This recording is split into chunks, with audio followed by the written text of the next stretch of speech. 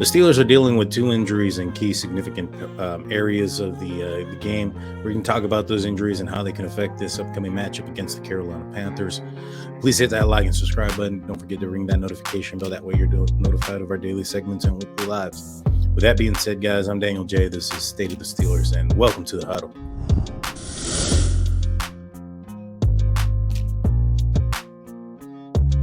So Mike Tomlin came out recently, just a few minutes ago, spoke about his, in his press conference and talked about some key injuries to key players. One of them being significant, being Chris Wormley. He has gone down with a knee injury that's going to undertake surgery. He'll be undergoing surgery later, thus probably effectively ending the remaining portion of his season for him. It's been an up and down season. He was playing okay. He had a sack against the Baltimore Ravens in this last game. It's an unfortunate loss. The weight will have to be lifted up by Isaiah Loudermilk. He's going to have to go in there. He's not played much this season.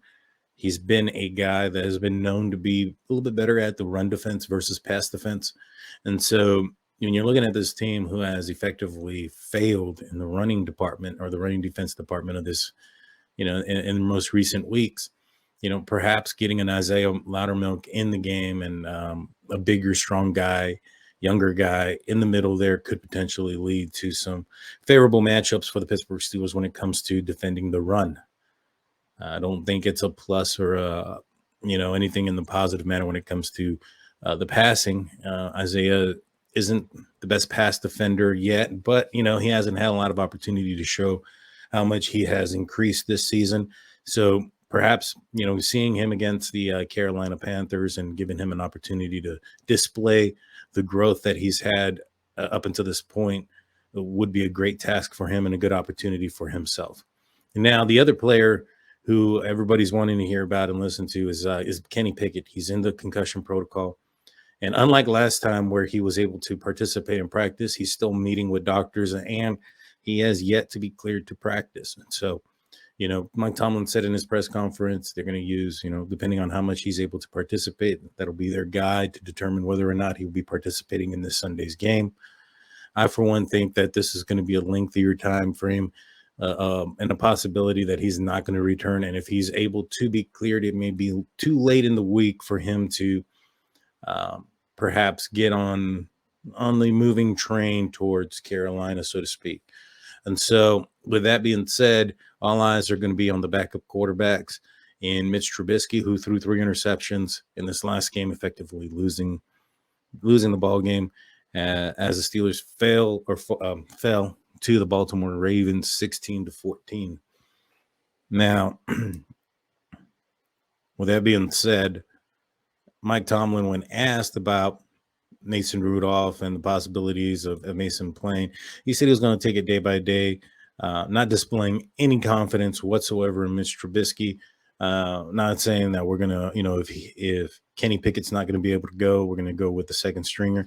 In fact, he said that Mitch and Mason have been 2A, 2B, so to speak. And so that leads me to believe that he is there might be a little bit of an open competition this week to see who's going to be the starting quarterback come this Sunday as the Pittsburgh Steelers take on the Carolina Panthers in Carolina. And so, in my opinion, I think we might see the return of Mason Rudolph, which is kind of crazy because I've seen so many people on Twitter and across social media, and across the YouTube verse and all this other stuff where they're in the comment section where they're clamoring for Mason Rudolph. They want to see Mason. I never thought I'd see a fan base who booed him for walking out on the field in preseason would be hammering for him. It's kind of weird, but it's been that type of season where this, the Steelers aren't going to do anything. Did Mitch Trubisky lose the game? Yes. Did he lose the season for the Pittsburgh Steelers? I don't know about that. I think that was probably done a long time ago when the Pittsburgh Steelers were, really not playing good football. And to be honest with you, they really haven't played good football. The only 2 teams that they've been able to beat in recent weeks were the Atlanta Falcons and the Colts, who are not any tier above they're not in the top tier of the league, and so you would expect that the Steelers would be able to beat those type of teams, and they did, and they were competitive and they did well. When the Steelers have matched up against teams that have a greater than 500 record at this point, it's not looked so great. And so, this team, in my opinion, wasn't going to make it very far. Not saying that we should punt on the season or any of those types of things. I want to win every single game. I want to build confidence. I want this team to go into next year with that extra confidence. And they might be able to do that because the level of competition that's remaining on the schedule isn't that great. And so it could be good in good sense. I'm not in the on the camp of tanking or trying to lose games for draft picks. I see it as a if the Steelers end up failing and falling down further, then they have an opportunity to gain some players that could make this team more relevant come next year or the year after. I am a person that is I look at this team and I try to be as real as possible and realistic. I am a diehard fan. So, I do have thick black and gold goggles, but I also can look at this team for what they are. And I can say that this team was a lot of pieces away from being a contender. But I think that they have positioned themselves to make themselves relevant very soon.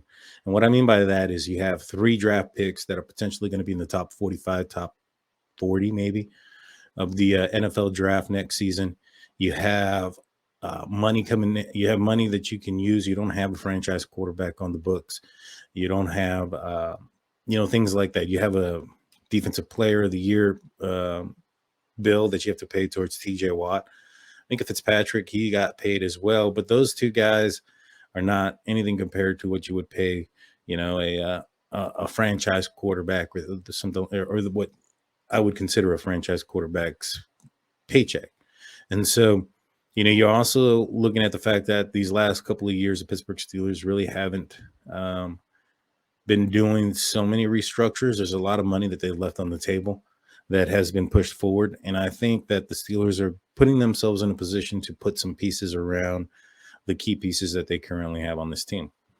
It's going to be a rough end of this year. I think that there's going to be some hope because of the talent that the Steelers are playing up against. I think that the Steelers are going to win some games, and that's going to build confidence. I don't think it's going to be enough to get the Steelers into the playoffs by any means. I think that ship has sailed for the most part. And I understand, mathematically, there's like a 0.2% chance that the Steelers can get in.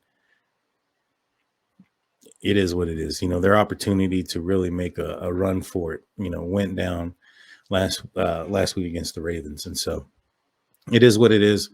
Right now, I would like to see Kenny Pickett get healthier.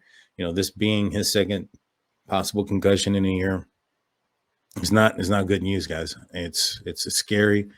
I wonder how many concussions he's had in college.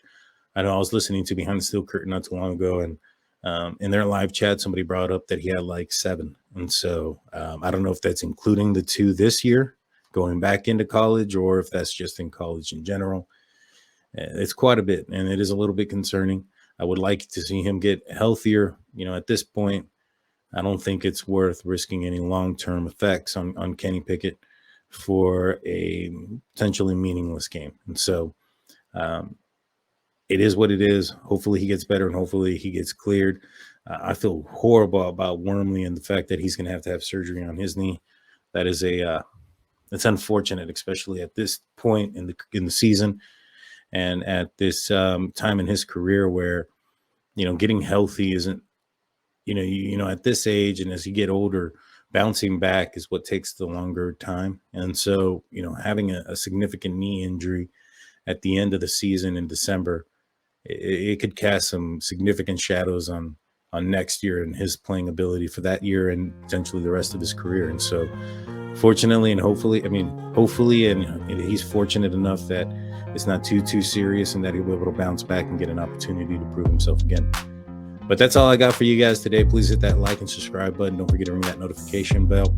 If you guys have any, let me know who you guys think you want to see starting if Kenny Pickett can't go. If Kenny Pickett is a scratch, You rather see who would rather see Mitch? Who wants to see Mason? Let me know in the comment section. But with that being said, guys, that's all I have for you guys today. This is State of the Steelers. I'll be back with you a little bit later this afternoon with the Unofficial Steelers podcast. Don't want to miss it. That being said, I'm Daniel J. This is State of the Steelers. Peace.